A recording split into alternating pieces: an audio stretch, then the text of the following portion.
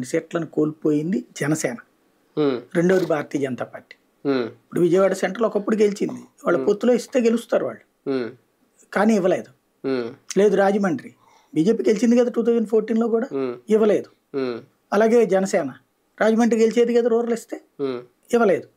వాస్తవంగా తెలుగుదేశం బలమైన సీట్లు ఏమి ఇచ్చిందని జనసేనకి, బీజేపీకి విజయవాడ వెస్ట్ బలమైన సీటే కదా. ఎందుకు తెలుగుదేశానికి ఎప్పుడు గెలిచిందంటే అక్కడ గెలవలేదు, కానీ గెలిస్తే కదా పొత్తులో జనసేనకి వెళ్ళినా అది కొంచెం వాళ్ళకైనా ఉపయోగపడేది. అదే అనేది జనసేనకి జనసేనకి ఇవ్వలేదు, జనసేనకి ఇచ్చామన్నారు, తీరా చూస్తే బీజేపీకి. ఒక రకంగా అక్కడ త్యాగం జనసేన అనుకోవాలేమో, అంతే. ఆ సీటు జనసేనకి ఆయన త్యాగం చేసి ఉంటారు, అన్యాయం చేసినట్టు రకంగా. అది అంటే అది కలిసి వచ్చేది కాదు, అలా త్యాగాలు అవి బీజేపీ కలిసి రావాలి. ఎందుకు కలిసి వస్తే అక్కడ బీజేపీకి సీన్ లేదు. వాస్తవంగా విజయవాడ వెస్ట్ లో బీజేపీకి పెద్ద సీన్ ఏం లేదు. ఇప్పుడు ఇంకోటి బలమైన లీడర్ కూడా అక్కడ ఏం కనబడ్డా బీజేపీ తరఫున.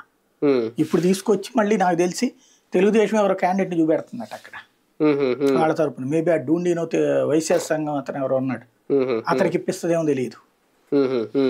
అంటే అలా కూడా జరుగుతుంది ఇందులో. బీజేపీ వాస్తవంగా అయితే అట్లా ఒప్పుకోదు బీజేపీ, మరి ఇక్కడ ఏమైనా ఒప్పుకుంటుందేమో చూడాలా విజయవాడ వెస్ట్ కి సంబంధించి. విశాఖపట్నం